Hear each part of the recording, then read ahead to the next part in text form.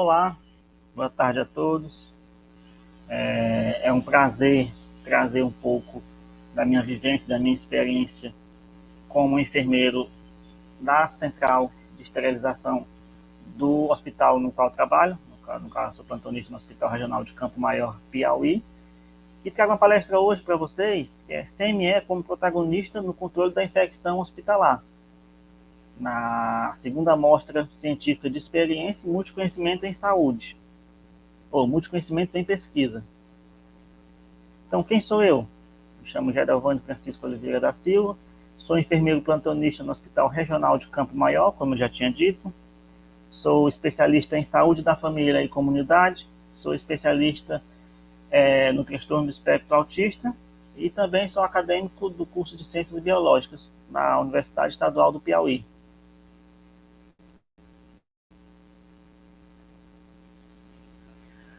Trouxe um breve histórico do que foi assim a evolução da esterilização hoje.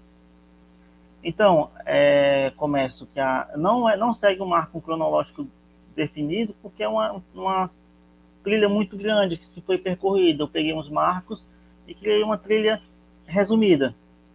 Então, a gente começa a ciência microbiana, fundada no século XIX, até esse então não se tinha conhecimento da existência desses seres, dos micro-organismos. Então, a partir do século XIX, que se foi estudado com a introdução da anestesia, em 1842, foi aí que se pôde, que se acelerou os processos cirúrgicos, os procedimentos médicos cirúrgicos, então com a criação das anestesias, e consequentemente abriu um campo para as infecções, que eram grandes até então na época. Com a criação das anestesias, houve um avanço nas cirurgias, e houve também, nesse percurso, nesse trajeto, a bacteriologia como ciência, que é os estudos das bactérias, que até então não se tinham ainda estudos. Antes dos processos de esterilização, havia uma alta mortalidade nos procedimentos, porque eram feitos de formas sem higiene, sem técnicas assépticas, então a taxa de mortalidade era grande, muito grande mesmo. Em 1861, foi Louis Pasteur surgiu com as teorias dos crescimentos microbianos, com as invenções, com as descobertas dele. Mas até então, até em 1880, que foi a primeira autoclave, chamada Chamberlain, foi aí que surgiu a primeira autoclave, como tinham se percebido, já tinham se visto, tinham se descoberto os micro-organismos, já tinham sido a evolução das anestesias, os procedimentos cirúrgicos tinham aumentado, mas viam-se uma grande mortalidade e precisava-se de um meio de controle, de eficácia, para que ofertasse maior segurança e reduzisse a mortalidade. Foi então que em 1880 foi a invenção da primeira autoclave. Nisso também, ao se falar em autoclaves, temos as normas regulamentadoras. As RDCs, elas servem para nortear os funcionamentos dos hospitais, os funcionamentos dos métodos de como a central deve funcionar e de como deve ser feito o processo de esterilização. Temos a RDC, que é a RDC que vai tratar sobre isso. Já digo que no ambiente hospitalar, a central é onde começa todo o cuidado. Todo o cuidado de um hospital começa na central. Até que se chegue a um paciente, até que se chegue o produto final, a assistência a um paciente, esses produtos tendem a passar por nós da central. Desde artigos cirúrgicos, desde uma máscara de nebulização, ataduras, gases, por exemplo, até chegar ao paciente, antes ele passou por nós, para ser feita a esterilização desse material. E as centrais, elas são divididas em classe 1 e classe 2. Classe 1, por exemplo, materiais críticos. Classe 2, a classe 1 pode ser materiais críticos e semicríticos, e não críticos, classe 1 é materiais críticos E a classe 2 vai fazer assim, vai ter capacidade de abranger tanto materiais críticos, como semicríticos, como não críticos. Ela vai pegar tudo.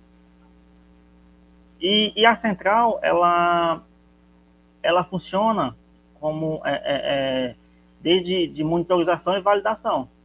A gente deve monitorizar todos os processos e validar se tudo ocorreu de forma segura e eficaz. A central, ela eu trouxe aqui um pequeno estruturalização de uma central. Ela é composta por um expurgo, área suja, onde recebemos os materiais dos demais setores, por exemplo, como o do centro cirúrgico, que é o nosso cliente maior na unidade hospitalar, onde recebe material sujo, onde é feita a limpeza, a retirada dos tecidos, onde é feita a limpeza bruta, a limpeza grossa.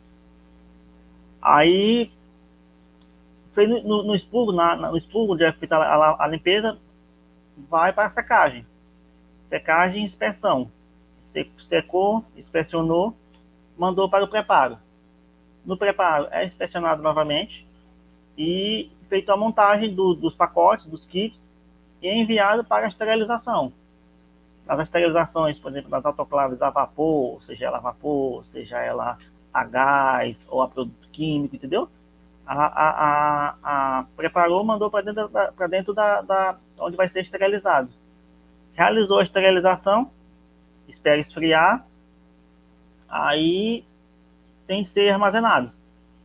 A armazenagem desses materiais deve ser num local longe de umidade, deve ser organizado de maneira de fácil identificação, de fácil localização, e em locais que não venham a danificar as embalagens. E, por fim, a distribuição, que é a cargo nosso, abastecer todos os setores dos hospitais, todos os setores da unidade hospitalar. Dentro desse quesito de esterilização, a gente trabalha com indicadores e certificações.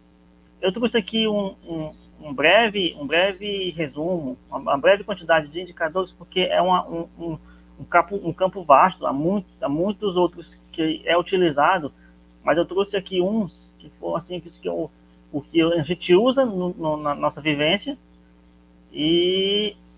mas já digo que tem vários outros.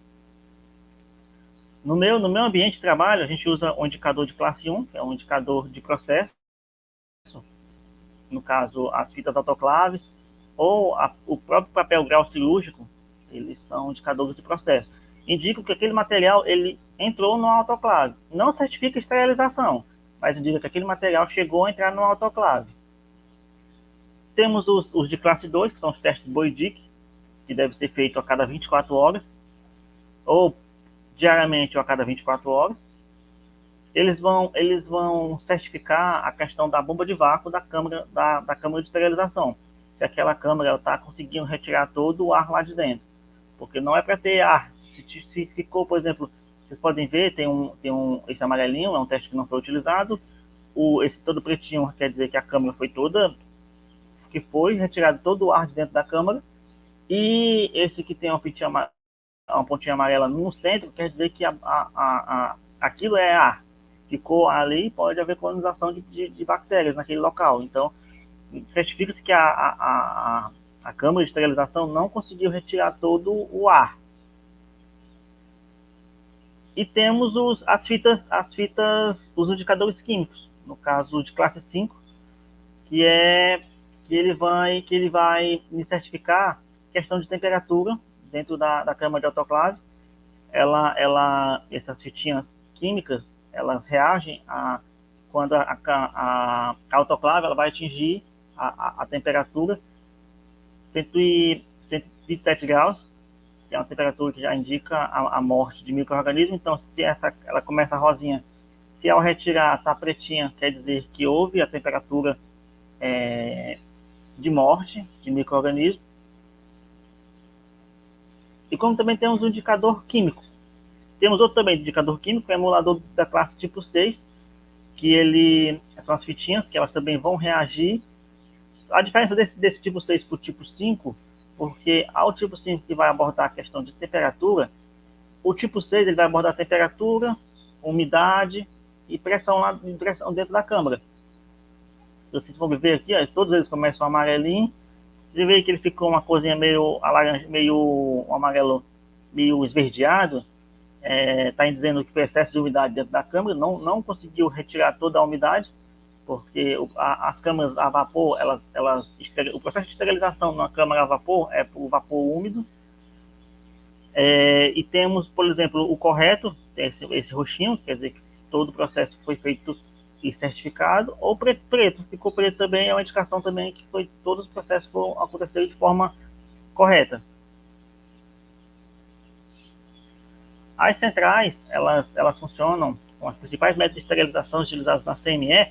A gente tem o vapor saturado sob pressão, que é o autoclave, que ela faz por pressão úmida, por calor úmido.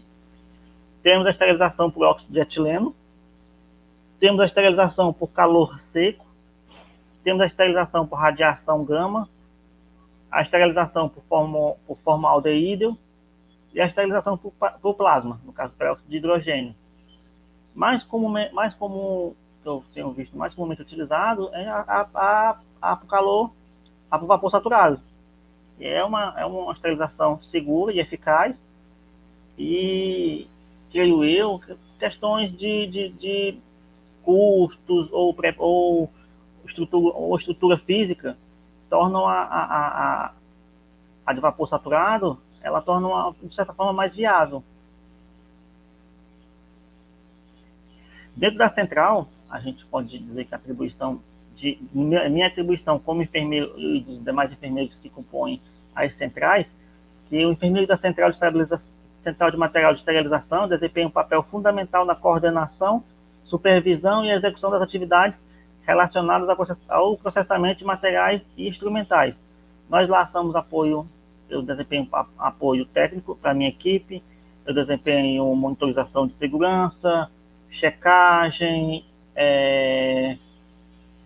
validação dos processos, eu que faço as validações, eu que anoto, eu que faço o controle do material, eu que checo os materiais que vêm da clínica se não estão danificados. Então, nós somos a parte, o enfermeiro faz a parte de monitorização e validação de todos os processos dentro de uma central, além de checar a questão da biossegurança dos demais profissionais que compõem a equipe.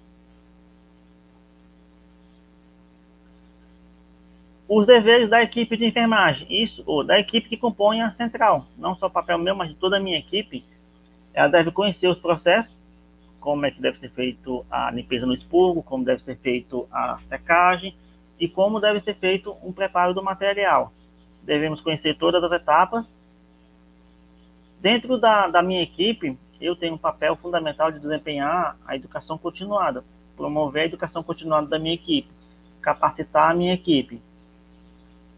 O monitoramento e validação, como eu já falei, como eu enfermeiro devo monitorar e validar todos os testes, como já foi dito, a fita, o papel grau cirúrgico, o BOIDIC, os testes, os indicadores biológicos, os indicadores químicos, para que de fato a gente possa validar a segurança daquele material até ele chegar ao paciente. No caso, o quarto aqui é a segurança. Até que aquele material chegue no paciente de forma segura e que a gente evite as infecções relacionadas à assistência à saúde.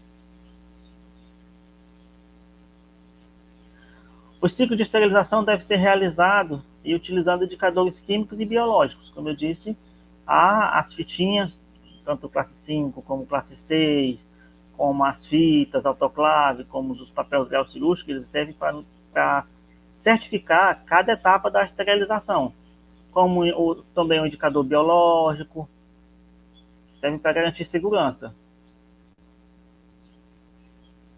A atribuição do enfermeiro, como eu já tinha falado anteriormente, é supervisionar e coordenar as atividades da central, envolve garantir todas as etapas no processo de materiais e instrumentos sejam executados de acordo com os protocolos e normas estabelecidos. Como eu disse, a nossa RDC 15, ela vem para trazer uma padronização, um norte de como deve funcionar uma central. E o papel meu como enfermeiro é garantir que esse processo seja seguido. Como também eu, enfermeiro, faço um gerenciamento de risco e vigilância epidemiológica. São componentes essenciais no controle da qualidade e da biossegurança da CME. Essas atividades procuram identificar, avaliar e controlar os riscos associados às práticas de esterilização e prevenir infecções hospitalares, relacionadas ao uso de materiais e instrumentos processados na CME. Como eu disse, eu devo conhecer todo o processo, como também a minha equipe deve conhecer todo o processo, para que a gente possa fazer de forma segura, tanto para a gente como o resultado final, que deve ser a esterilização, e para que ao paciente, ao receber aquele material já processado, seja livre de contaminação.